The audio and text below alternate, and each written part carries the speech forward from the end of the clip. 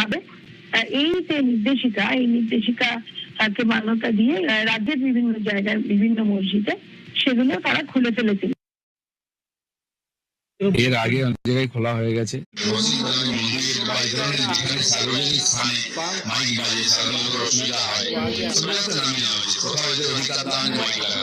काटने का टाइम आ रहा है, देखो काटता हूँ।